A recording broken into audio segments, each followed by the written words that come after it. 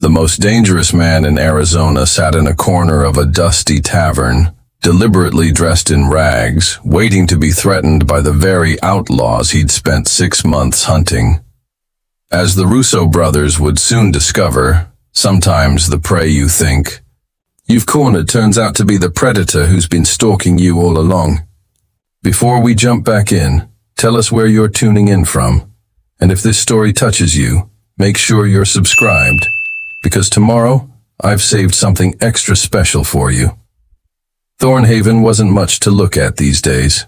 The copper mine that had once brought prosperity to this corner of the territory had dried up faster than a puddle in August, leaving behind a hollow shell of what had once been a thriving community. Most buildings along Main Street wore weather-beaten boards across their windows, like bandages on old wounds, and tumbleweeds collected in doorways where ladies in fine dresses had once stepped out for Sunday socials.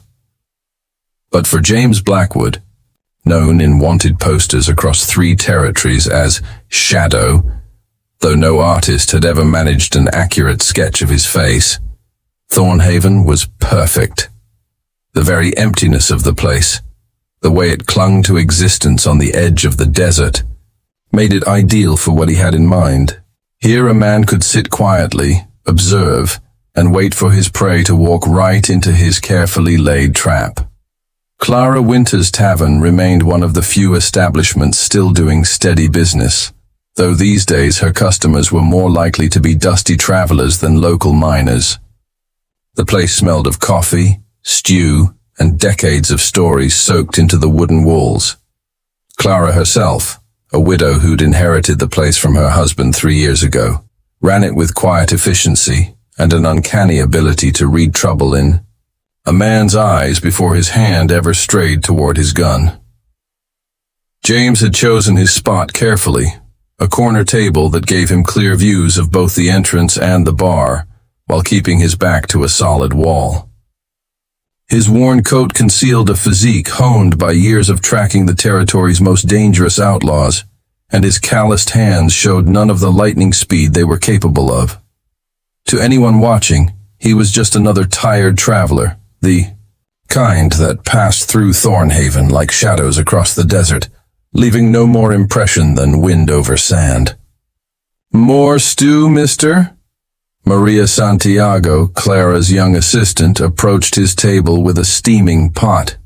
Her dark eyes were sharp, missing little, though she kept her observations to herself. Much obliged, James nodded, pushing his bowl forward. He'd been in Thorn Haven for 3 days now, establishing his routine, becoming part of the background. The same seat, the same quiet demeanor, the same bowl of stew each afternoon. People stopped noticing you when you became predictable enough. Sheriff Daniel Morton had passed through earlier, nodding briefly in James's direction. The lawman was young, barely a year into wearing his badge, and clearly out of his depth. But he was honest, and that's all James had needed to know before setting his plan in motion. The sheriff's willingness to look the other way, while a stranger lingered in his town, spoke of either wisdom or weariness. Either way, it suited James's purpose.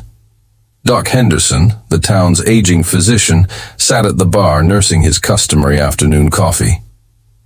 The doctor's hand shook slightly as he lifted his cup, years of treating everything from mining accidents to gunshot wounds having left their mark. He was one of the few who'd tried to engage James in conversation, sharing stories of Thorn Haven's better days, back when the copper flowed and hope ran as deep as the mine shafts. "Gonna rain soon," the doctor remarked to no one in particular, his rheumatic joints apparently more reliable than any weather vane. "Can feel it in my bones." James glanced out the window at the cloudless sky, knowing that in the desert, weather could change as quickly as a man's fortunes. The thought brought a ghost of a smile to his weathered face. He'd been tracking the Russo brothers for 6 months now, following their trail of robbery and murder across 2 territories. Their latest job, hitting a Wells Fargo office in Tucson, had left 3 men dead and a widow's children fatherless. The bounty on their heads had doubled, but it wasn't the money that drove James. Some men needed to be stopped, and experience had taught him that the direct approach rarely worked. With prey this dangerous, so he'd set his trap here in Thorn Haven, letting whispers of an easy target reach the right ears. A quiet town, a sleepy sheriff, and a Wells Fargo payroll scheduled to pass through in a week's time. Sometimes the best way to catch a wolf wasn't to chase it, but to wait beside the trail you knew it would take. The tavern's batwing doors creaked, admitting a travel-worn cowboy who moved with the careful precision of someone used to more dangerous establishments. James kept his attention on his stew, but his senses catalogued every detail. The way the man's eyes swept the room, the slight bulge of a shoulder holster under his vest, the way he positioned himself at the bar to watch the street through. The front window, a scout, James thought, finishing his stew with unhurried movements. The Russo gang never hit a town without checking it first. Like most predators, they preferred to know their territory before striking. That meant Victor and his brothers would be close, probably watching the town from the hills to the north, waiting for word that it was safe to move in. Maria appeared again, whisking away his empty bowl. "Will you be wanting anything else, mister?" James shook his head, counting out coins for his meal. Everything was proceeding exactly as he'd planned. Soon, the Russo brothers would ride into Thorn Haven, confident in their advantage, never suspecting that their intended prey was actually the hunter. The thought should have brought him satisfaction, but experience had taught him that overconfidence was as dangerous as a rattler in the dark. Instead, he felt the familiar calm settling over him, the focused patience that had earned him his nickname. As he stood to leave, Doc Henderson called out, "Storm's coming, stranger. Might want to find yourself some solid shelter." James paused at the door, allowing himself another slight smile. "Don't worry about me, Doc. I'm right where I need to be." The next morning dawned with the peculiar stillness that often preceded a desert storm. James Blackwood's routine remained unchanged. A quiet breakfast at Clara's Tavern, a slow walk through town that any observer would mistake for aimless wandering, and careful attention to the growing tension in the air that had nothing to do with the weather. If you're enjoying this tale of disguise and justice, make sure to subscribe to our channel for more stories that'll keep you on the edge of your seat. Now back to Thorn Haven. Clara Winters watched her unusual customer from behind the bar, her movements practiced and smooth as she dried glasses with a well-worn cloth. Unlike most of her patrons, this stranger's eyes never glazed over with. Whiskey and his attention, though seemingly casual, missed nothing. She'd run the tavern long enough to recognize a man carrying secrets, and this drifter wore them like a second skin. "Coffee's fresh," she called out, more to acknowledge his presence than from any real expectation of conversation. Over the past few days, she'd noticed how he positioned himself, always with a clear view of both entrances, always aware of every person who came and went. It reminded her of watching a mountain lion she'd once seen in the hills, appearing relaxed, but ready to move at any moment. "Much obliged," James replied, his voice carrying the same deliberate mildness he'd cultivated since arriving in Thorn Haven. As he approached the bar, his boot heels striking the wooden floor with measured steps, Maria Santiago emerged from the kitchen, carrying a tray of fresh biscuits. The young woman's quick eyes darted between James and the newcomer who'd arrived the previous day, the scout whose presence marked the beginning of James's carefully orchestrated plan. The scout had taken a room at the boarding house across the street, spending his time between there and the tavern, nursing drinks and asking casual questions about the town's routine. James had watched him send 2 riders out at dawn, presumably carrying messages to the Russo brothers. The pieces were falling into place, like a complex game of chess where every move had been calculated well in advance. Doc Henderson shuffled in, his arrival as predictable as the morning sun. The old physician's routine was part of what made Thorn Haven perfect for James's purpose. A town where everyone's movements were so well established that any disruption would be immediately noticeable. The doctor settled onto his usual stool, accepting a cup of coffee from Clara with a grateful nod. "Strange winds blowing," Henderson remarked, his rheumatic hands curling around the warm cup. "Had 3 travelers come by the surgery yesterday, asking about the town's law enforcement." He glanced meaningfully at James. "Seemed mighty interested in our young sheriff's capabilities. Preparing and narrating this story took us a lot of time, so if you are enjoying it, subscribe to our channel. It means a lot to us. Now back to the story." James absorbed this information without visible reaction, though internally he noted how quickly the Russo gang was moving. They were notorious for their thoroughness, always gathering intelligence before striking. It had made them difficult to catch, until now. Their very caution would be their undoing. "Sheriff Morton's young," Clara added, her tone carefully neutral. "But he's honest, does his best for the town." The scout, seated at a corner table, shifted slightly at this exchange. James noticed how the man's hand drifted toward his concealed shoulder holster, a telling gesture that confirmed his suspicions about the man's identity. The Russo gang was known for recruiting ex-cavalrymen, prizing their discipline and knowledge of military tactics. This scout's posture and movements practically screamed military training. Maria appeared at James's elbow with a plate of biscuits he hadn't ordered. "On the house," she said quietly. "Figure a man needs to keep his strength up when he's waiting for something." Her dark eyes met his for a moment, and James realized she saw more than she let on. It was a reminder not to underestimate anyone in this town. The morning wore on, bringing more signs of the approaching storm. Dust devils danced down the street, and shopkeepers began boarding up their windows against the expected wind. James used the activity as cover for his own observations, noting how 2 more strangers had ridden into town, taking rooms at opposite ends of the street. The Russo gang was establishing a perimeter, just as he'd anticipated. Sheriff Morton made his morning rounds, his badge catching the sun as he passed the tavern's window. The young lawman's inexperience would have made him a liability in most situations, but here it worked to James's advantage. The Russos would see him as an easy obstacle to overcome, never suspecting that their real opposition came from an entirely different direction. "Strange thing about storms," Doc Henderson mused, aloud, his voice carrying in the quiet tavern. "Way they gather slowly, build up pressure, till something's got to break. Seen men act the same way, especially when they're planning something they ought not to."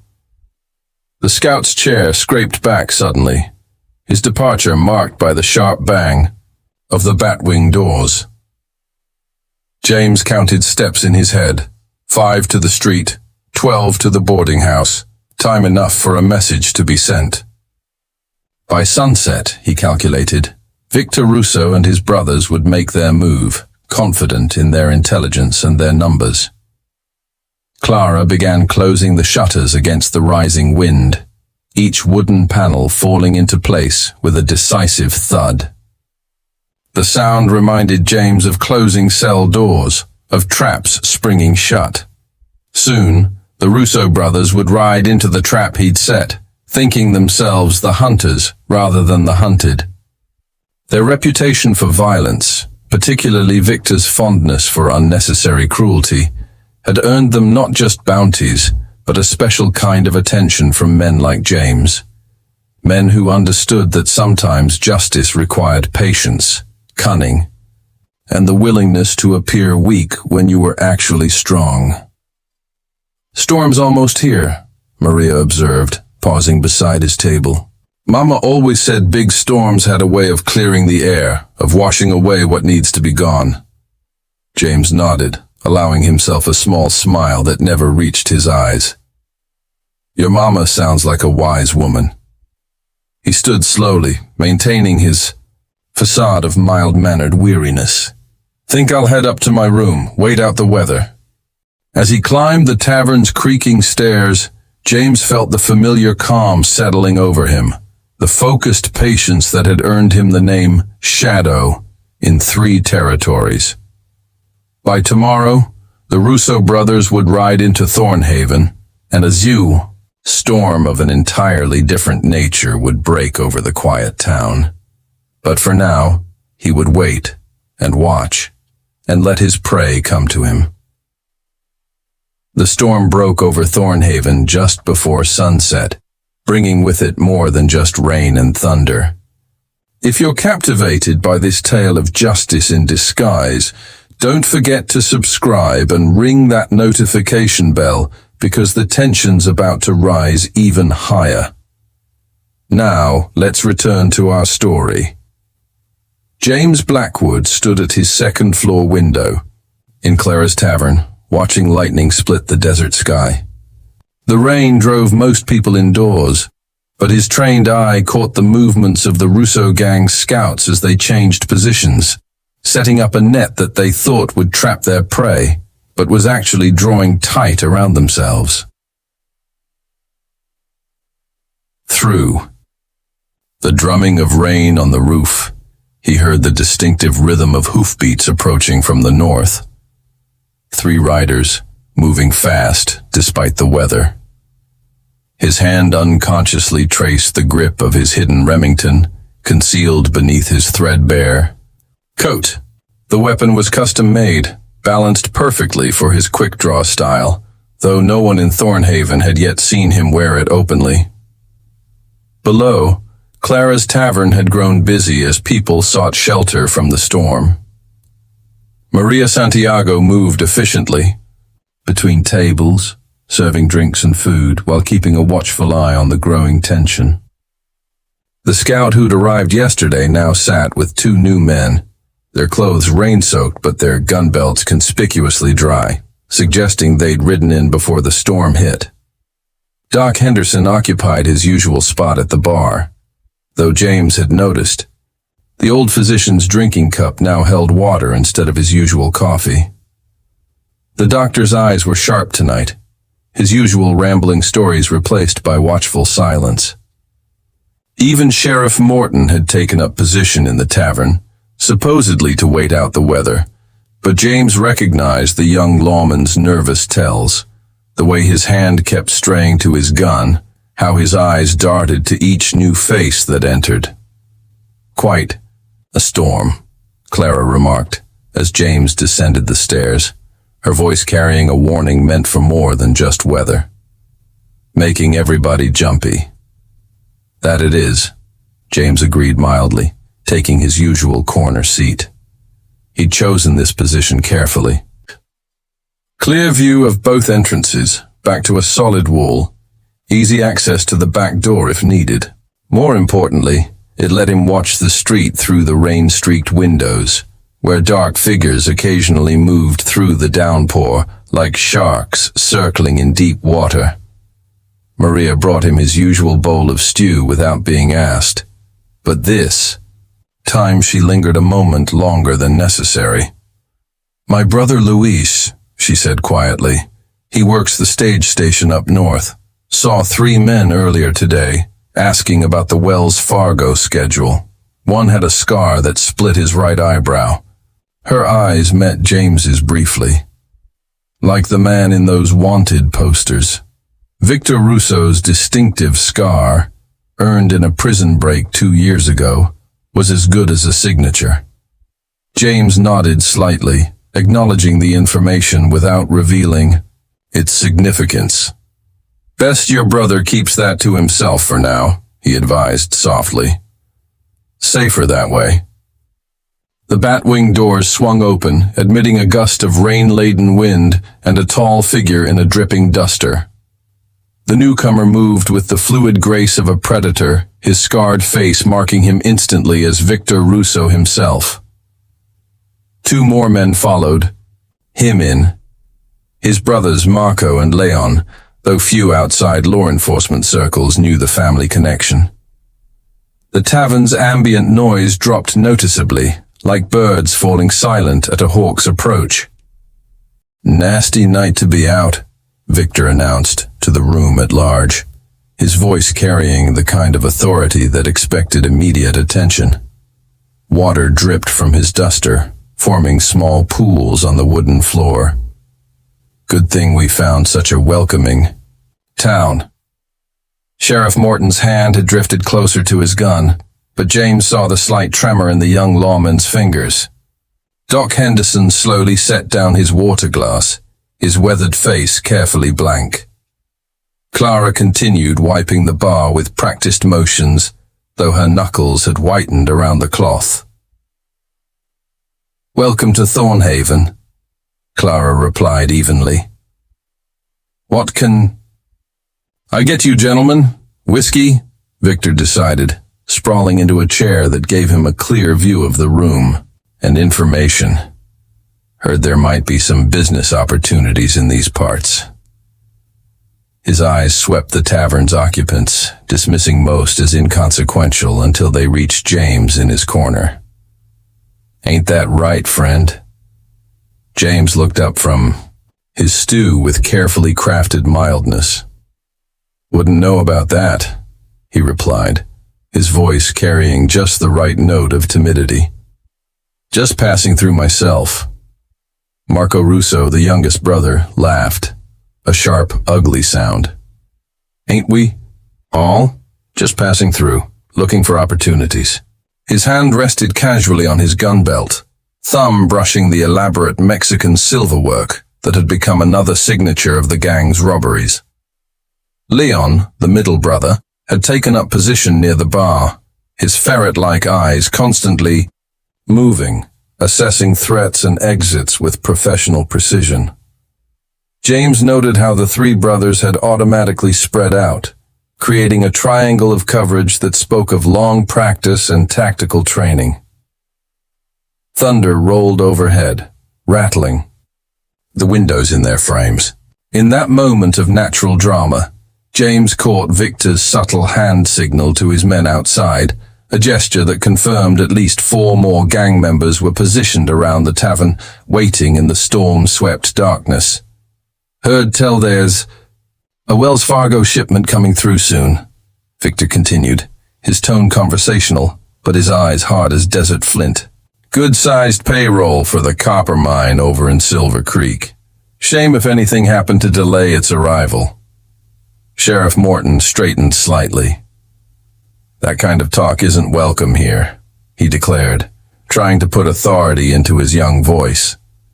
"Thorn Haven is a peaceful town." "Peaceful," Victor repeated as if tasting the word, his scarred face twisted into something that might have been a smile. "Yes, I can see that. Very peaceful, very convenient." His hand dropped casually to his gun belt. "Kind of a place where things might happen without too much fuss. Ain't that right, Sheriff?" James spooned another mouthful of stew, maintaining his facade of insignificance while his mind calculated angles and distances.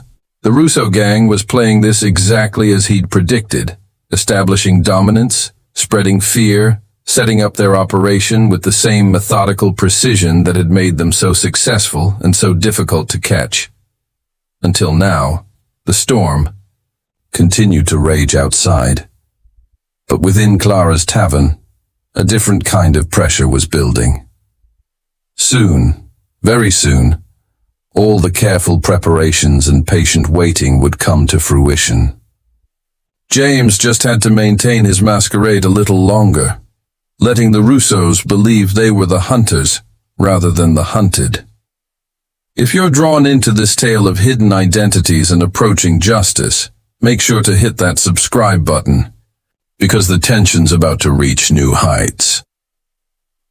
Now let's return to the storm-swept tavern in Thorn Haven. Maria Santiago's hands trembled slightly as she set a bottle of whiskey before Victor Russo, but her voice remained steady. James noted her composure with quiet approval. The young woman had more steel in her spine than most would suspect. Like him, she understood the value of appearing less dangerous than you were. Anything else? She asked, carefully avoiding Victor's predatory gaze. That depends, Victor replied, his scarred face twisting into what might have been meant as a charming smile, on how accommodating this lovely establishment proves to be. His eyes slid to Clara behind the bar. Always preferred working with folks who understand the value of cooperation. The threat in his words hung in the air like gunsmoke. Sheriff Morton shifted uncomfortably, his young face showing the strain of trying to maintain authority in a situation rapidly spinning beyond his control. Doc Henderson had gone very still, his weathered hands flat on the bar top, while Clara continued her methodical glass wiping, with the same motion she'd been using for the past 5 minutes. Most folks here just want to live quiet lives, Clara responded evenly. Not looking for any particular opportunities. Marco Russo laughed, the sound sharp as breaking glass. Opportunity has a way of finding people whether they're looking or not. Ain't that right, brother? Leon, the middle brother, had begun a slow circuit of the room, his ferret-like eyes taking in every detail. He paused near James's table, studying the seemingly harmless drifter with the kind of professional attention that had helped keep the Russo gang free for so long. You, Leon addressed James directly. Been here long? James looked up from his stew with carefully crafted nervousness. Few days. Just waiting for the weather to clear so I can move on. Moving on where? Leon's hand rested casually on his gun belt, his fingers drumming a slow rhythm on the elaborately tooled leather. Wherever work takes me. James allowed a slight tremor to enter his voice. Done some mining, some ranch work, whatever keeps food on the table. Victor's attention had shifted to the exchange, his cold eyes evaluating James with new interest. Mines, you say? Ever work with explosives? The question wasn't casual. The Russo gang was known for using mining explosives in their robberies, the blasts covering their tracks and confusing pursuit. James had counted on their interest in his supposed mining background when crafting his cover story. Some, he admitted reluctantly. Back in the silver mines up north, before they closed.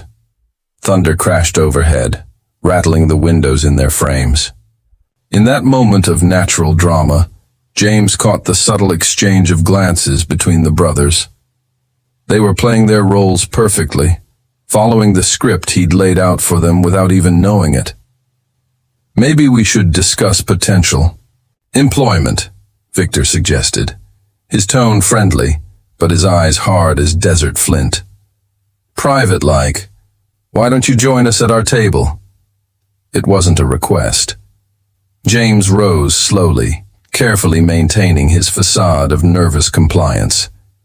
As he moved toward the Russo's table, he catalogued the positions of everyone in the room. The brothers creating their tactical triangle, the scout by the door, at least 4 more men visible through the rain-streaked windows, and Sheriff Morton, looking increasingly out of his depth. Quite a storm, James commented mildly as he sat, choosing a position that kept his back to the wall while appearing to do so out of nervousness rather than tactical necessity. Storm's nothing, Marco sneered, his hand never far from his gun. You should see what kind of weather we can stir up when we put our minds to it. Outside, the rain continued to drum on the roof, providing cover for any movement in the street. James knew the rest of the Russo gang would be taking up positions around town, securing escape routes while appearing to block them. Their reputation for thorough planning had made them legendary among lawmen, and had made James's task of predicting their moves that much easier. "Tell us about your mining experience." Victor leaned forward, his scarred face catching the lamplight. "Particularly with handling volatile materials." James recognized the moment for what it was: a test, an evaluation of his potential usefulness. The wrong answer would mark him as either a threat or a liability, neither of which had a long life expectancy around the Russo gang. "Worked the deep shafts mostly," he replied, letting his voice shake slightly. "Used dynamite for expanding tunnels. Dangerous work. Saw more than a few men who didn't respect the explosives properly." Leon's eyes narrowed at this, his hand finally stilling its rhythm on his gun belt. "Dangerous work indeed. Man needs steady hands for that kind of thing." James held up his own hands, showing the genuine calluses and scars from years of work, though not from mining. "Steady enough when I need them to be, long as nobody's rushing me." Victor smiled, the expression never reaching his eyes. "We might have some work coming up. Something that requires specific skills, pays well for the right man." "I don't want any trouble," James protested weakly, playing his role to perfection. "Just trying to make my way peaceful-like." "Trouble's already here, friend," Marco laughed, the sound carrying through the tavern like a gunshot. "Question is whether you're smart enough to be on the right side of it."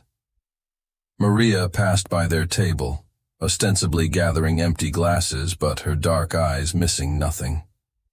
James knew she'd be reporting every detail to Clara, who had her own part to play in the unfolding drama. The tavern keeper had proved an unexpectedly valuable ally in his careful preparations. "Think about it," Victor suggested, though his tone made it clear thinking was not really an option. "We'll be having a business meeting later tonight. Once the storm passes." He gestured to the whiskey bottle. "Have a drink. Help steady those nerves of yours." James took the bottle with trembling fingers, making a show of fumbling with the glass. Every gesture, every nervous glance, every hesitation was calculated to reinforce their image of him as a frightened drifter way out of his depth. Soon, very soon, they would discover just how wrong that image was. The storm continued its assault on Thorn Haven, while inside Clara's tavern, an equally dangerous tempest was brewing. James allowed himself a moment of grim satisfaction. Everything was proceeding exactly as planned. The Russo gang was walking straight into his trap, their own methodical nature making them predictable to anyone patient enough to study their patterns. The only question remaining was how many people would be caught in the crossfire when the deception finally ended and the hunter revealed himself to his prey. If you're caught up in this tale of deception and approaching justice, take a moment to subscribe because you won't want to miss what happens next. Now back to the storm-racked tavern in Thorn Haven.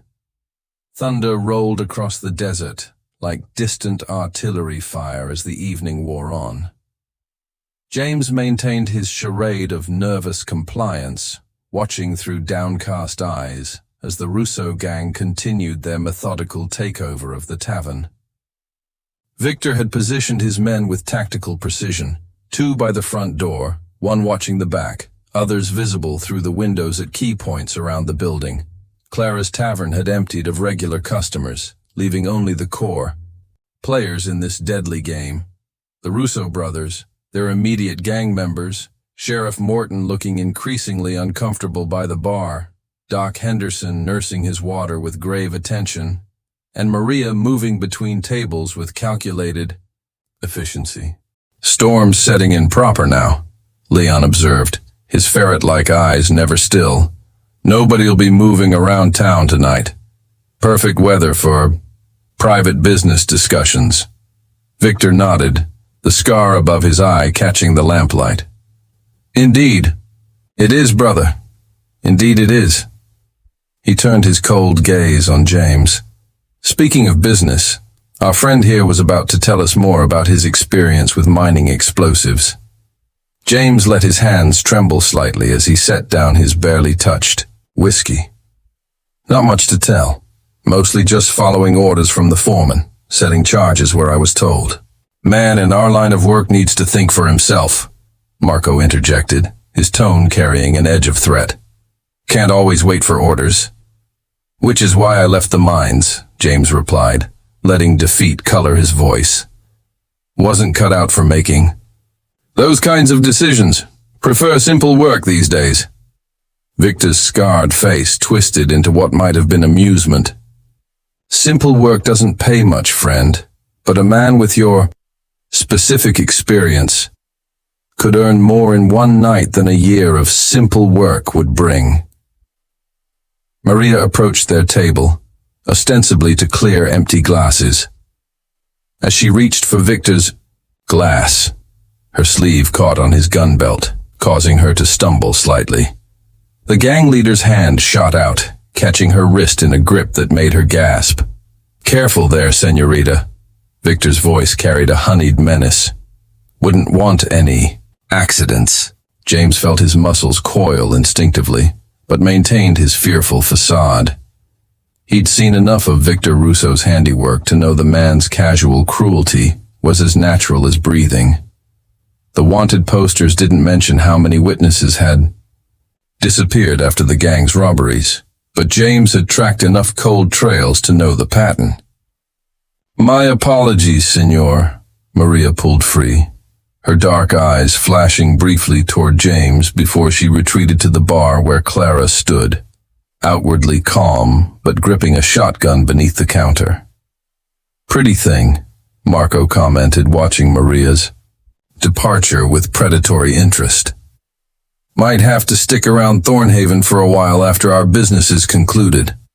Sheriff Morton shifted at these words, his young face struggling between duty and fear.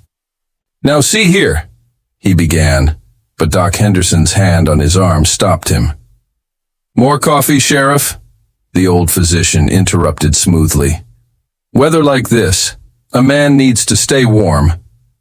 James noted the doctor's intervention with approval. The physician had proved unexpectedly perceptive, seeming to understand that sometimes survival meant choosing when not to act. The young sheriff's inexperience made him dangerous, to himself and others. Getting late, Leon observed, his hands maintaining their endless rhythm on his gun belt. Maybe our friend here should demonstrate some of his expertise. Show us. He's worth bringing into our business venture. Victor nodded slowly, his cold eyes never leaving James. Good thinking, brother. Why don't we all take a walk over to the old mine office? Got some materials there that need evaluating. James recognized the moment for what it was, a test that would end with either his recruitment or his death. The Russo gang never left loose ends, and a potential recruit who proved unreliable would be buried in the desert before dawn. In this weather, James protested weakly, playing his role to the hilt.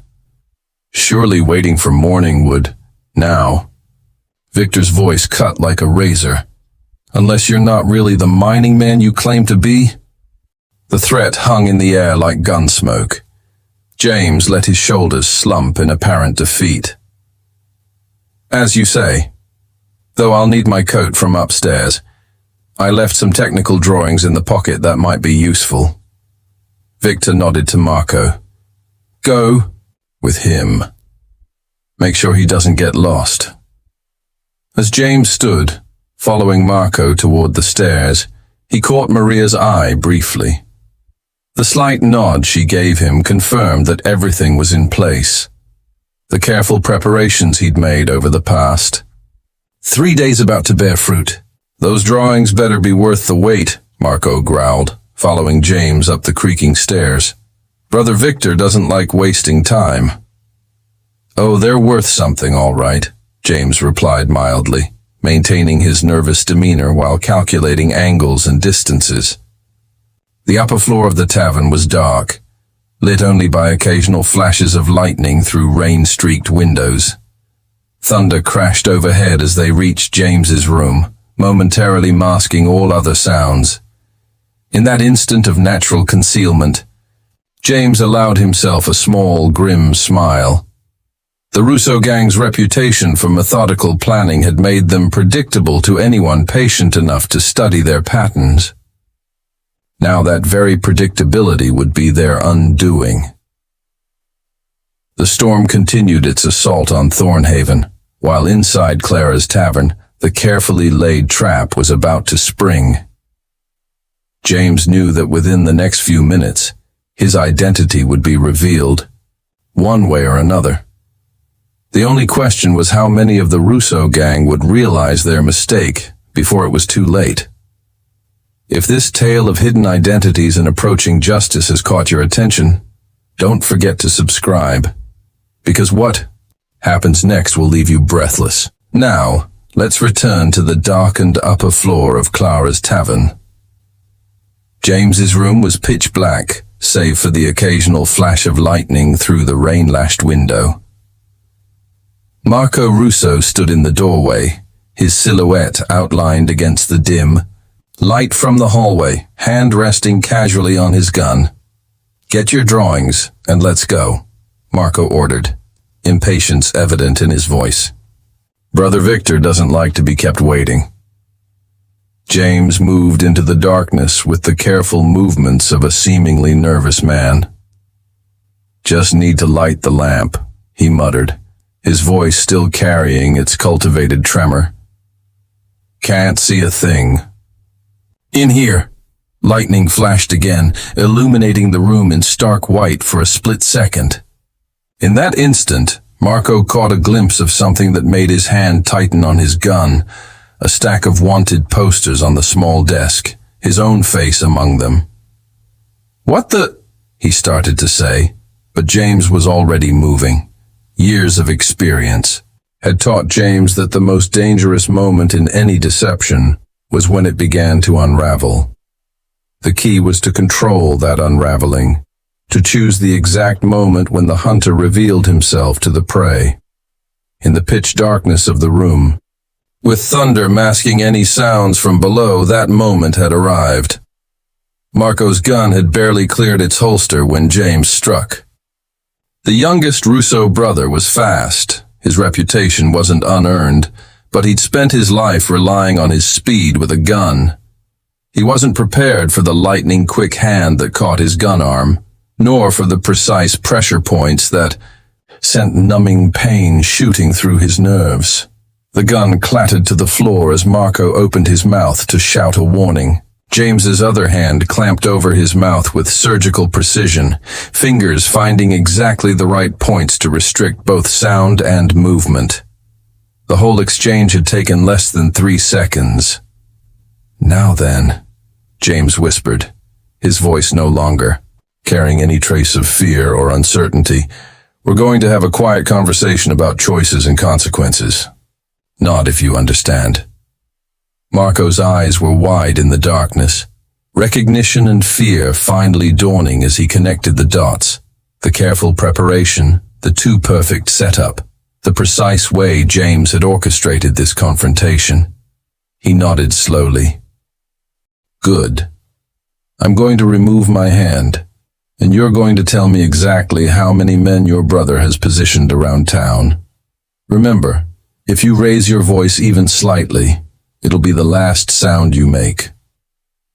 The threat wasn't delivered with any particular menace, just the same quiet certainty that had made the name Shadow whisper in fear across 3 territories. "You're him," Marco whispered when James's hand moved. "The bounty hunter that took down the Carson gang. The one they call Shadow." "Names aren't important," James replied softly. "Numbers and positions are. Talk." Below, the main room of the tavern remained unaware of the drama unfolding above. Victor Russo's voice carried up the stairs, growing impatient. "What's taking so long up there?" "Just gathering my papers, sir," James called back, his voice once again carrying the nervous tremor of his assumed personality. To Marco, he whispered, "Well?" 12 men total, Marco answered, his own voice barely audible above the storm. 4 watching the street, 2 at the livery stable, 3 covering the back alleys, plus us 3 inside. James nodded, though the gesture was invisible in the darkness. The numbers matched what he'd observed, confirming that Marco was being truthful. "And the Wells Fargo job? When?" "Tomorrow at noon. Stage comes through the narrow pass 3 miles north.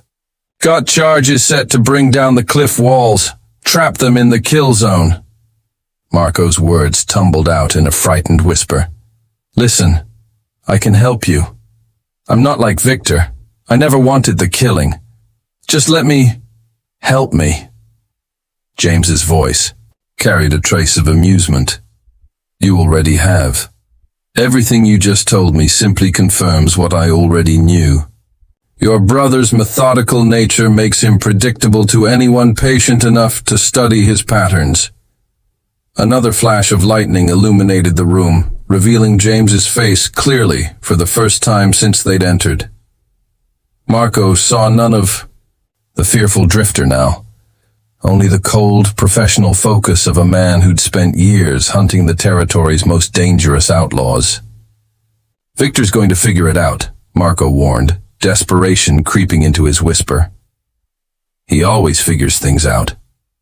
"Counting on it," James replied calmly. "That's why you're going to go back downstairs and tell him everything's fine.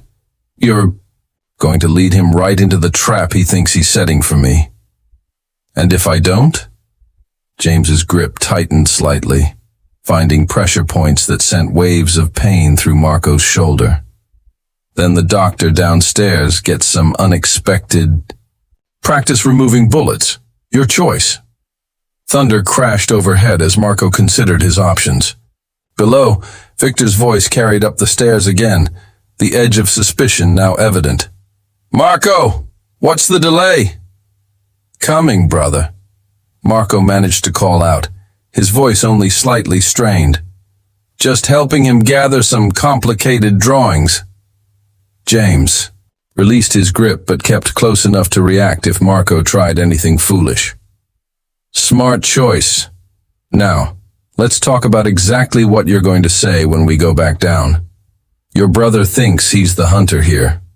Let's help him keep thinking." That for just a little longer.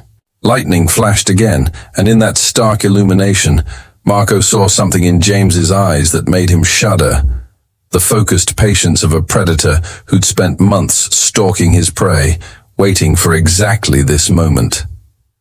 The storm continued to rage outside, but inside Clara's tavern, an even more dangerous tempest was about to break loose. James retrieved Marco's fallen gun with practiced ease, tucking it into his own waistband. "After you," he gestured to the door, his voice carrying just the right note of nervous tension for anyone who might be listening from below. "Wouldn't want to keep your brother waiting any longer." As they descended the creaking stairs, James allowed himself a grim smile. The pieces were all in place now. Soon, very soon, the Russo gang would learn the difference between being the hunter and being the hunted. If you're invested in this tale of justice and deception, make sure you're subscribed, because the tension's about to reach its breaking point. Now, let's return to the storm-racked tavern. The main room of Clara's tavern fell silent as James and Marco descended the stairs, their boots striking each wooden step with deliberate precision. Victor Russo's cold eyes tracked their movement, noting his younger brother's slightly stiff posture, with the kind of attention to detail that had kept the gang free for so long. "Found what you were looking for?" Victor asked, his scarred face unreadable in the lamplight. James clutched a roll of papers in his trembling hands, genuine mining documents he'd acquired for exactly this purpose. Yes, sir. Technical drawings from the Silver Creek operation. Shows exactly how we laid out the blast patterns. Leon's ferret-like eyes narrowed as he studied his younger brother. Everything all right up there, Marco? Took you long enough. Marco's face was a mask of carefully controlled fear, not entirely feigned, given what had transpired upstairs. Fine. Just had to sort through a lot of papers in the dark. His hand moved unconsciously toward where his gun should have been, drawing Victor's sharp attention. Lightning flashed outside, illuminating the tavern through rain-streaked windows. In that stark moment, James caught Maria's eye behind the bar. The slight nod she gave him confirmed that everything was proceeding according to plan. Clara continued her methodical glass wiping, but her movements kept her within easy reach of the shotgun hidden beneath the counter. Well then, Victor rose from his chair with fluid grace. Let's see what kind of expertise our friend here really has. His hand rested casually on his gun belt, fingers drumming a slow rhythm. Walk us through these drawings. James spread the papers on the table with exaggerated care, his movements still carrying the nervous energy of his assumed personality. The key to successful blasting, he began, voice shaking slightly, is understanding how the charges interact with the natural structure of the rock. As he spoke, pointing out various technical details with trembling fingers, he was acutely aware of the positions of everyone in the room. Sheriff Morton still stood by the bar, looking increasingly uncomfortable. Doc Henderson had shifted slightly, positioning himself to watch both the front door and the stairs. Outside, through gaps in the rain-lashed windows, dark figures moved through the storm, the rest of the Russo gang maintaining their perimeter. Victor leaned over the drawings, his cold eyes more interested in studying James than the technical diagrams. Impressive knowledge for a simple drifter, he observed, his voice carrying a dangerous edge. Where did you say you learned all this? Silver Creek, mainly, James replied, letting a bead of sweat roll down his temple. Worked the deep shafts there for 3 years before the collapse. Interesting. Victor straightened slowly. Because I have it on good authority that the Silver Creek mine never had any deep shafts. Surface operation only. His hand moved closer to his gun. Want to try again, friend? The moment stretched like a bowstring drawn to breaking point. Marco's eyes darted between his brother and James, while Leon's hand had already drifted to his holster. Outside, thunder rolled across the Showdown desert like distant artillery fire. James allowed his shoulders to slump, defeat evident in his posture. You're right, he admitted, his voice barely above a whisper. I wasn't entirely truthful about Silver Creek. No? Victor's scarred face twisted into something that might have been a smile. Do tell. Worked there all right, James continued, his voice still carrying its nervous tremor. But not in the mines. Was part of the survey team studying the rock formations for future expansion. He gestured at the drawings with shaking hands. These are geological surveys, showing where the blast points should be for optimal effect. Victor exchanged glances with Leon, a silent communication born of years working together. After a moment, the gang leader nodded slowly. That actually might be more useful for our purposes. A man who understands the geology, not just the explosives. Assuming. He's telling the truth this time, Leon interjected, his ferret-like face suspicious. Oh, I think he is. Victor's cold eyes never left James. Man's hands shake when he's handling papers, but they're steady as rock when he's pointing out technical details. Mark of someone who knows his business.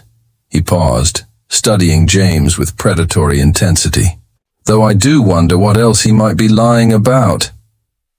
Maria moved quietly through the room, refreshing drinks that no one was really drinking. As she passed James, her dark eyes conveyed a silent message. The last pieces were falling into place. Around the table, the tension had grown thick enough to cut with a knife. "Brother," Marco spoke up, his voice carefully controlled. "Maybe we should discuss this somewhere more private. Too many ears here." Victor's attention shifted to his younger brother, noting the subtle changes in his demeanor. "You seem nervous, Marco. Something happened upstairs we should know about?" "Just thinking about the job," Marco replied quickly, perhaps too quickly. "Lot of moving parts to consider." Thunder crashed overhead, rattling the windows in their frames. In that moment of natural drama, James caught the slight narrowing of Victor's eyes, the barely perceptible tension in his shoulders. The gang leader's instincts, honed by years of surviving by his wits, were beginning to sound warnings. "You know what I think?" Victor's voice had grown dangerously soft. "I think it's time we all laid our cards on the table. No more half-truths. No more nervous man with convenient skills showing up just when we need them." His hand settled on his gun belt. "What do you say, friend? Ready to show us who you really are?" The storm continued its assault on Thorn Haven, while inside Clara's tavern, the carefully constructed deception was beginning to unravel. James knew that the next few moments would determine whether his months of planning would end in success or disaster. The only question was whether he could control how the truth emerged, or if violence would rip away all pretense before he was ready. Part 8. If this tale of hidden identities and approaching justice has you on the edge of your seat, make sure to subscribe, because what happens next will leave you breathless. Now, back to the confrontation brewing in Clara's tavern. The lamplight cast long shadows across the room as James carefully rolled up the mining documents, his movements still carrying their practiced nervousness. Every eye in the tavern was fixed on him, watching for any sign that would confirm Victor Russo's growing suspicions.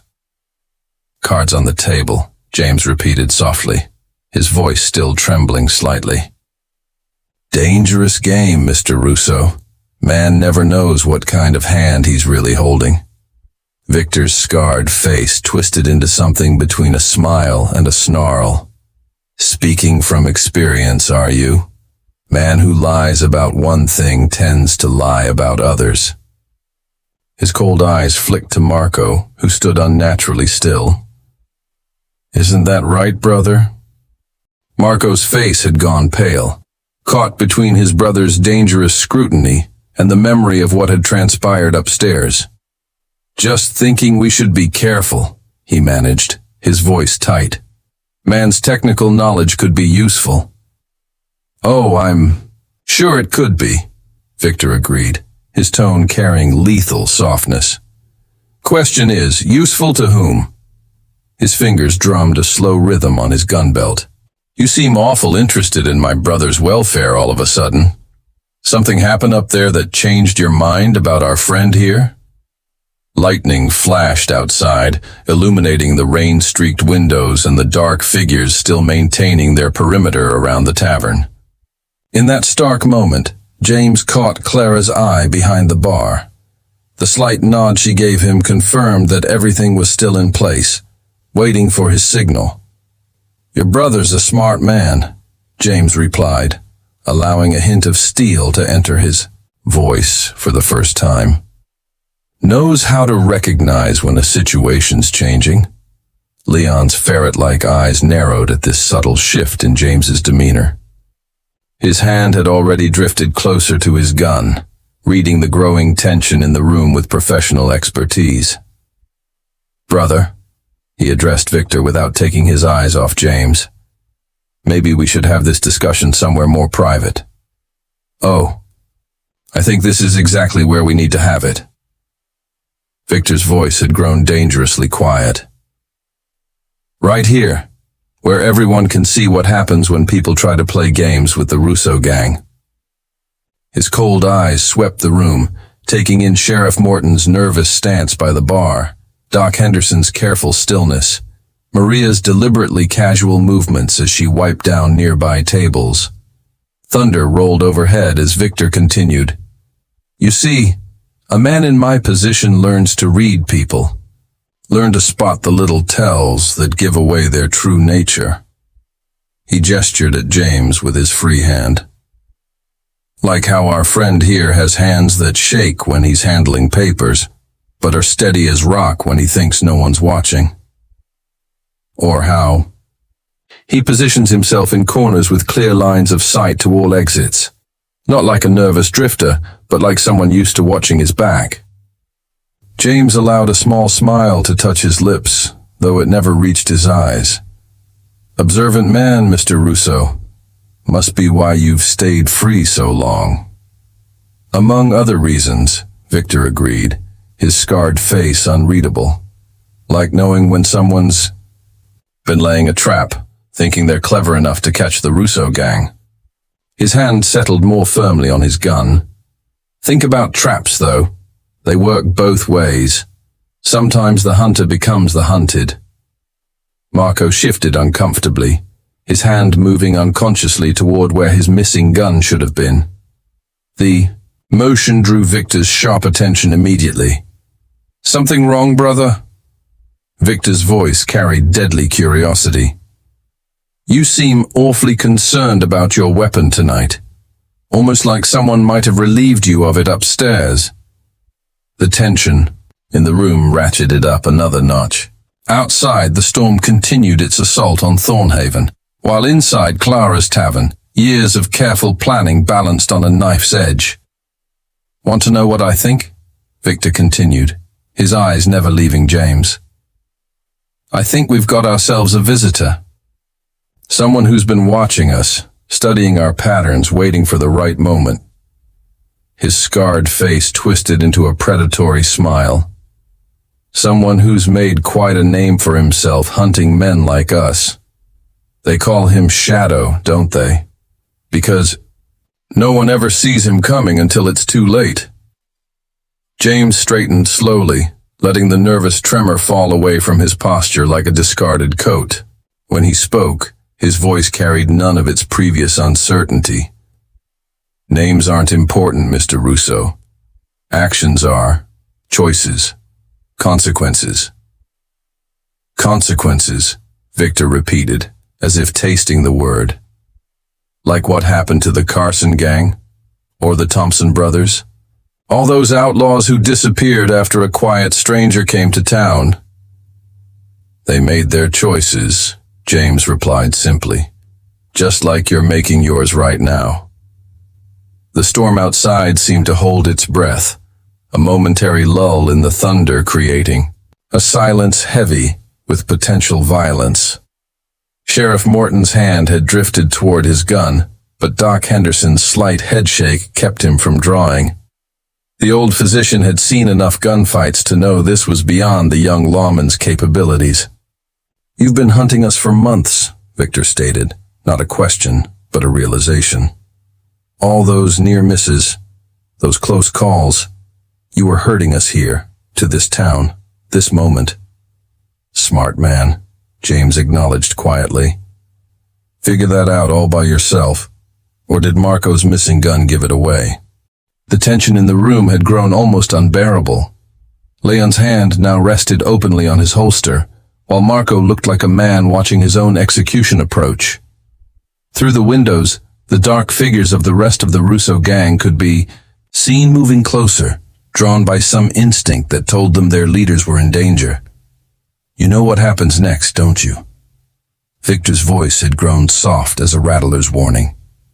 12 men outside, 3 in here. Better odds than you've ever faced, Shadow.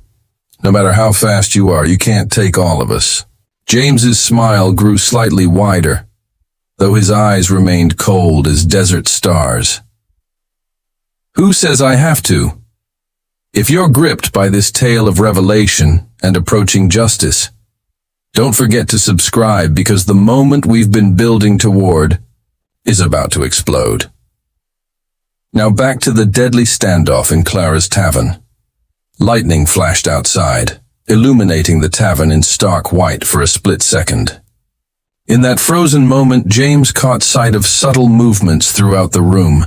Maria quietly stepping behind the bar, Doc Henderson's hand sliding beneath his coat, Clara's fingers tightening on something beneath the counter. What's that supposed to mean? Leon demanded, his ferret-like face twisted with suspicion. Who says I have to? You're alone, surrounded, outgunned. James allowed himself another small smile. Am I? Take a good look around, Mr. Russo. Really look at who's in this room with us. Victor's cold eyes darted quickly around the tavern, his tactical mind reassessing everything he'd taken for granted. Maria's too careful movements suddenly seemed less like nervous energy and more like positioned readiness. Doc Henderson's casual slouch now appeared to conceal something more dangerous. Even Clara's methodical glass wiping took on a different meaning, keeping her hands occupied and unsuspicious while staying within reach of her weapons. The whole town's been in on it, Victor realized, his scarred face darkening with rage. All this time, we thought we were setting up our operation. While I was setting up mine, James finished quietly. 6 months of planning, studying your patterns, learning how you think. You're right about one thing, Mr. Russo. I have been hurting you. Right to this moment, this place, where everything's been prepared just so. Thunder rolled overhead as Victor's hand tightened on his gun. Doesn't change the odds much. Few townsfolk with hidden guns don't match 12 experienced gunmen. 12? James raised an eyebrow. You might want to count again. Maria's brother at the stage station wasn't just warning us about your arrival. He was signaling the territorial marshals I contacted last week. They've been moving into position since sunset, using the storm for cover. Marco's face had gone pale as chalk. The men watching the perimeter haven't reported in for the last 10 minutes, have they? James finished for him. Probably because they're all face down in the mud with marshals' badges pressed against their backs. Amazing how quiet a takedown can be when you've got rain and thunder covering every sound. Leon's hand had frozen on his holster, his eyes darting between the windows where dark figures could still be seen moving. Figures that suddenly seemed much more threatening. You're bluffing. Am I? James's voice carried absolute certainty. Why don't you step outside and check? I'm sure the marshals would love to add you to their collection. Victor's face had gone very still, the scar above his eye standing out white against his flushed skin. Even if what you're saying is true, you've still got a problem. Any shooting starts here, innocent people could get caught in the crossfire. Man with your reputation, that's not something you'd risk. True enough, James acknowledged. Which is why we're going to handle this civilized-like. You're going to lay your guns on the table, nice and slow, and walk out of here in chains instead of boxes. Or what? Victor's voice had grown dangerous, as a coiled rattler. Or we do this the hard way. James hadn't moved, his hands still resting on the table near the rolled mining documents. Way I hear it, you've got quite a reputation with a gun, Mr. Russo. Fastest draw this side of the Pecos, some say. Want to test that against someone who hunts men like you for a living? The tension in the room had grown so thick it seemed to press against the walls. Outside, the storm continued its assault on Thorn Haven, while inside Clara's tavern, years of violence and vengeance balanced on a knife's edge. Brother, Marco spoke up, his voice shaking slightly. Maybe we should... Quiet. Victor snapped, his eyes never leaving James. You've already shown whose side you're on. His fingers drummed a faster rhythm on his gun belt now, betraying his growing agitation. Think you've got it all figured out, don't you? The Great Shadow, outsmarting the Russo gang. But you made one mistake. Oh?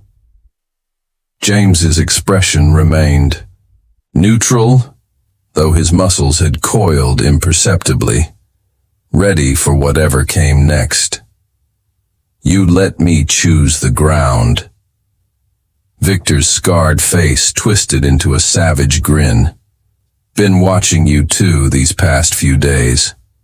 Notice how you always keep your right side toward the wall? Man does that when he's protecting an old injury. Probably that bullet you took bringing in the Thompson brothers last year. James's eyes narrowed slightly. The first real tell he'd shown all night. You've done your homework. Just like you did yours, Victor agreed, his voice carrying deadly satisfaction. Difference is, I know your weak spot now. Man with a stiff right shoulder takes just a fraction longer to draw, especially when he's been sitting in one position for hours. The storm outside seemed to hold its breath, a momentary lull in the thunder creating a silence heavy with approaching violence. Through the rain-streaked windows, shadows move with purpose now, marshals closing in on the tavern, waiting for the signal that would tell them whether to find survivors or bodies inside. Last chance, James offered quietly. Surrender now. Walk out alive. Keep pushing, and some of us are leaving this room feet first. Victor's scarred face showed nothing but cold calculation now. You know what I think? I think you're right. Some of us are about to leave feet first, starting with the famous Shadow. The gang leader's hand tensed on his gun, preparing for the draw that had made him legendary in his own right. Across the table, James remained perfectly still, his posture relaxed despite the death hovering in the air between them. Remind me, James said softly, his voice carrying to every corner of the suddenly silent room. What was it you said earlier about traps working both ways? If this tale of justice and deception has you holding your breath, make sure you're subscribed because what happens next will shock you. Now, back to the deadly standoff that's about to explode. Time seemed to crystallize in Clara's tavern, each second stretching like molasses in winter. Victor Russo's hand hovered near his gun, his cold eyes locked on James's seemingly vulnerable position. Lightning flashed outside, casting harsh shadows across the scarred outlaw's face as he prepared to make his move. Funny thing about injuries, James said quietly, his voice carrying in the tension-filled room. They teach you things, make you adapt, find new ways to handle old problems. Victor's lips curled into a predatory smile. Won't help you much in the next few seconds. Man with a bad right shoulder is still at a disadvantage in a draw. True enough, James agreed mildly.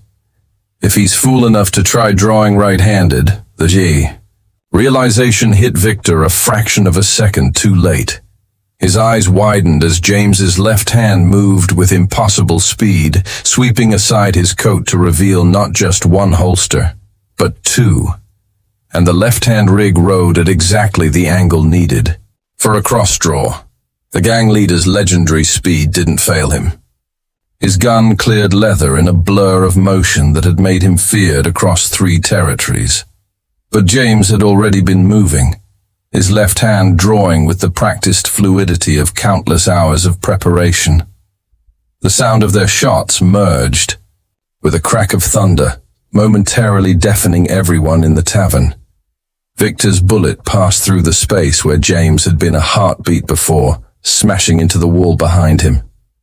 James's shot, on the other hand, struck with surgical precision, not killing or maiming, but sending Victor's gun spinning from his grip with a spray of blood from his knuckles. Before Leon could bring his weapon to bear, Clara's shotgun appeared over the bar, its twin barrels leaving no doubt about what would happen to anyone foolish enough to continue the fight. Doc Henderson had produced a derringer from beneath his coat, while Maria covered the back door with a revolver that looked well used despite her young age. "Like I said," James remarked, his voice still carrying that same mild tone despite the gun steady in his left hand. "Traps work both ways. Been practicing with my left hand ever since that Thompson bullet caught my shoulder. Amazing what 6 months of dedication can accomplish." Victor cradled his bleeding hand, his face a mask of fury and disbelief. "You set this up. All of it. The injury rumor, the right-handed positioning. Had to give you something to feel confident about," James agreed. "Man's more likely to walk into a trap if he thinks he's got an advantage." He gestured with his gun. "Hands on the table, all of you. Marshal Reeves doesn't like to be kept waiting in the rain." As if on cue, the tavern's front door swung open, revealing a tall figure in a rain-slicked duster. Marshal Daniel Reeves stepped inside, water dripping from his wide-brimmed hat, his badge catching the lamplight. Behind him, more figures appeared at the windows, territorial marshals moving in from their positions around the town. "Evening, gentlemen," Reeves drawled, surveying the scene with professional satisfaction. "Hope we're not interrupting anything?" Marco's shoulders slumped in defeat as he placed his hands on the table. Leon looked like he wanted to try something desperate, but Clara's shotgun tracked his every movement with unwavering attention. Victor alone maintained his defiant glare, blood dripping from his injured hand onto the wooden floor. "This isn't over," the gang leader snarled, though his voice carried more frustration than threat now. "Man makes enemies in our line of work. Someday when you least expect it." "That's the thing about expectations," James interrupted mildly. "They work both ways, too. You expected a broken-down bounty hunter with a bum shoulder. I expected a man too proud and too sure of himself to look past the obvious." He nodded to Reeves, who began producing iron handcuffs. "Sometimes the best trap is the one your prey thinks they've figured out." Thunder rolled overhead as the marshals moved in, securing the Russo brothers with practiced efficiency. Throughout the tavern, hidden weapons disappeared back into concealment as the tension began to dissipate. Doc Henderson approached to tend to Victor's hand, though his derringer remained within easy reach as he worked. 6 months, Victor said suddenly, watching as his brothers were led away. 6 months of planning just to bring us in. Why not just shoot us when you have the chance? James holstered his gun with the same smooth motion that had saved his life moments before. Because dead men don't face justice. Dead men don't give closure to the families of their victims. And dead men don't serve as examples to others who might follow their path.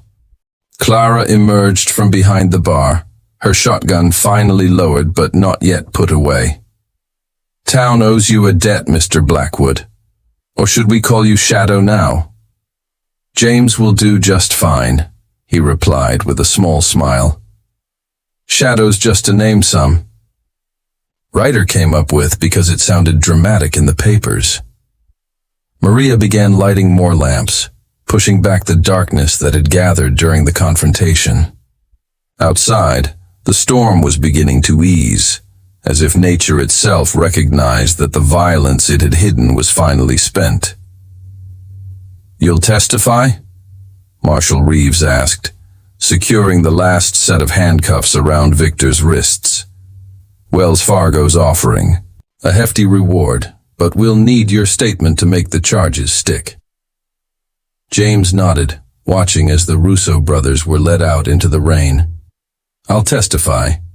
Got enough evidence to put them away for a long time, assuming Victor's pride doesn't make him try something foolish during the trial." "Man like that?" Doc Henderson observed while bandaging Victor's hand. Pride's about all he's got left. Now, that and time to think about how thoroughly you outplayed him. The storm's fury had finally begun to fade, leaving behind a gentle rain that seemed to be washing Thorn Haven clean. James stood at the tavern's window, watching as the marshals secured their prisoners for transport. 6 months of planning, of waiting, of carefully laying his trap, all coming to an end in a few seconds of violence that proved once again that patience was a deadlier weapon than any gun. If this tale of justice and deception has kept you on the edge of your seat, make sure you're subscribed because we're about to reveal the final pieces of this intricate puzzle. Now, back to Clara's tavern in the aftermath of the confrontation. Dawn was beginning to paint the eastern sky when Marshal Reeves finally returned to the tavern. The storm had passed, leaving behind puddles that reflected the first hints of morning light. James sat at his usual corner table, though his posture had changed completely, no longer the nervous drifter, but a man comfortable in his own skin. "Prisoners are secured," Reeves reported, accepting a cup of coffee from Clara. "Got them in separate cells, along with the rest of their gang. 14 arrests total. Not a bad night's work." 14? James raised an eyebrow. Though Marco said there were only 12. The marshal's weathered face broke into a slight smile. 2 more tried to make a break for it when they realized what was happening. Maria's brother and his friends at the stage station were waiting for them. "Like you said, some traps work both ways." Maria emerged from the kitchen with fresh biscuits, her movements now relaxed, though her eyes remained alert. "Luis says they didn't even put up a fight. Too surprised to see half the stage station workers pointing guns at them." "Speaking of surprises," Clara interjected, joining them with her own coffee. "Maybe now you can tell us how you put all this together. 6 months is a long time to plan a trap." James nodded slowly, his fingers tracing patterns in the condensation on his coffee cup. "Started after the Wells Fargo robbery in Tucson. 3 dead, including a young teller who was just trying to protect the customers. The Russo gang's reputation for violence was growing, and traditional pursuit wasn't working. They were too careful, too methodical.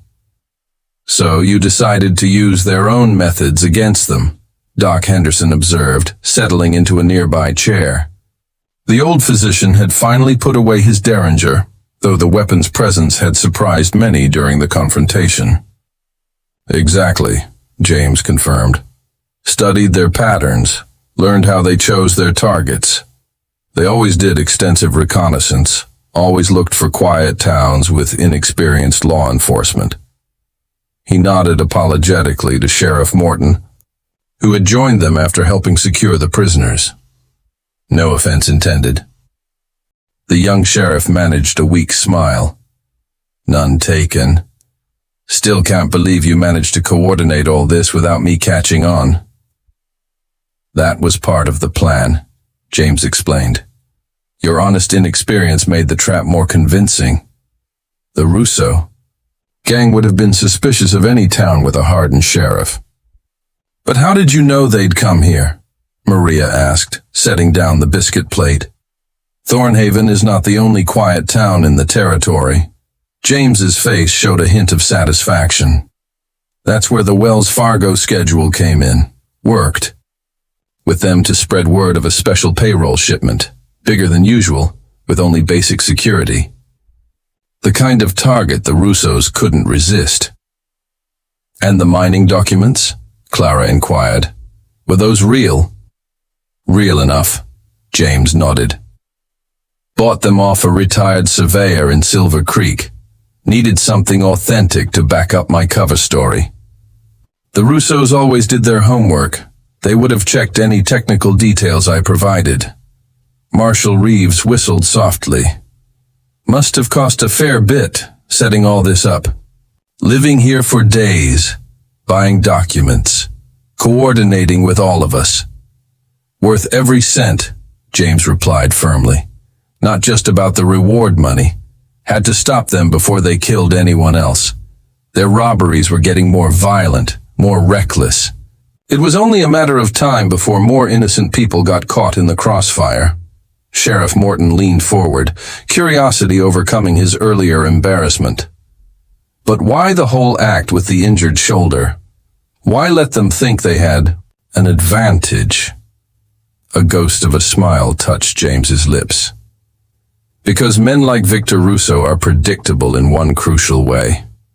They'll always choose to strike when they think they have the upper hand.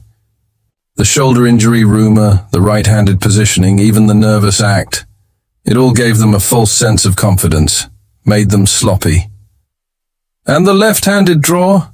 Doc Henderson asked. That wasn't just practice for this job, was it? No, James admitted. Started training with my left hand years ago. In my line of work, you never know when an injury might force you to adapt.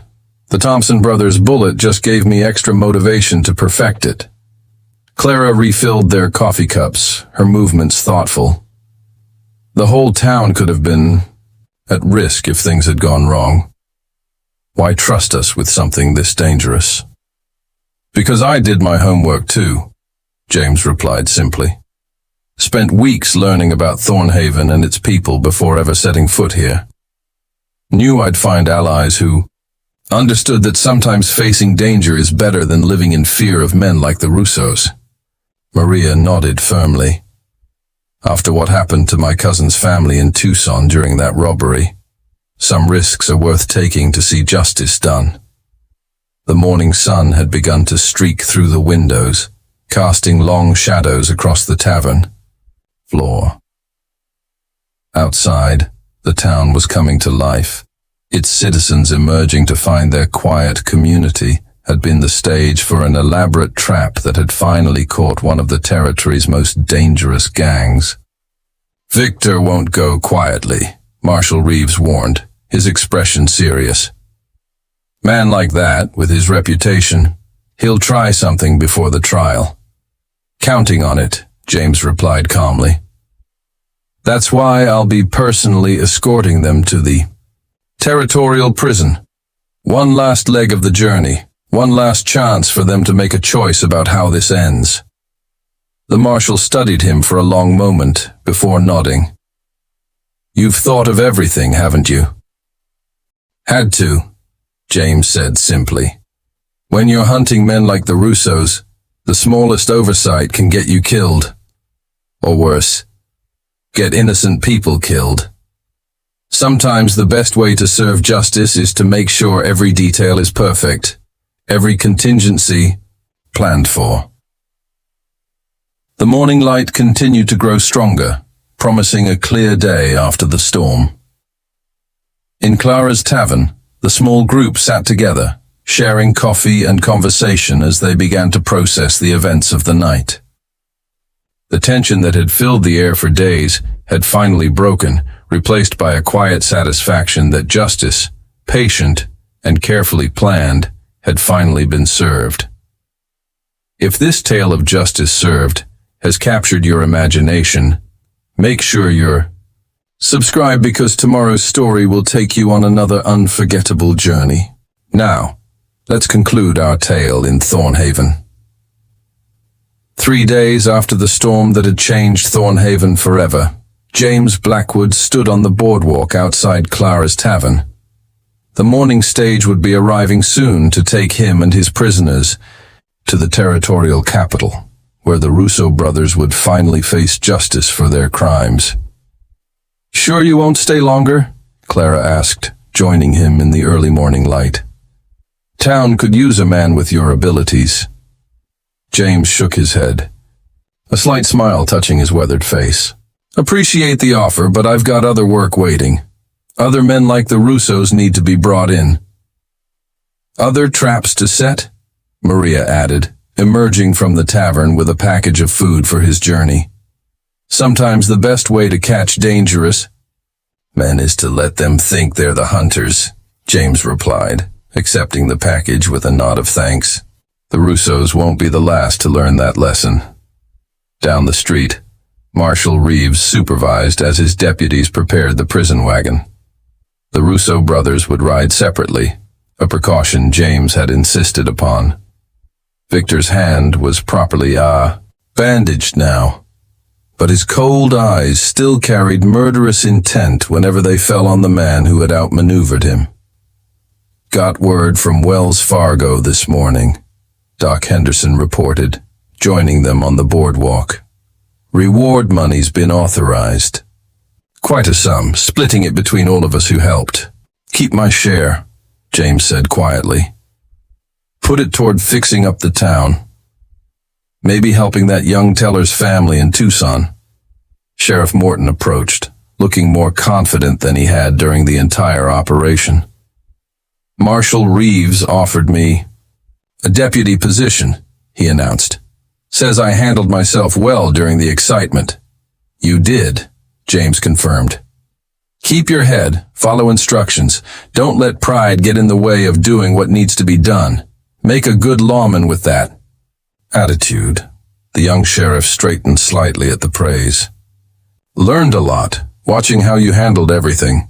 Planning, patience, knowing when to act and when to wait. Speaking of planning, Clara interjected, what happens if Victor tries something during transport? Man like that, with his reputation, to protect. Already taken care of, James assured her. Got men positioned along the route, trusted allies who've helped me before. Plus, the Russos don't know I'll be the one escorting them personally. They'll be looking for chances that won't exist. Maria's sharp eyes caught movement at the end of the street. Stage is coming, she announced, though her voice carried a touch of regret. The young woman had grown to admire the quiet strength that lay beneath James's carefully crafted exterior. Time. To go then, James nodded, adjusting his gun belt.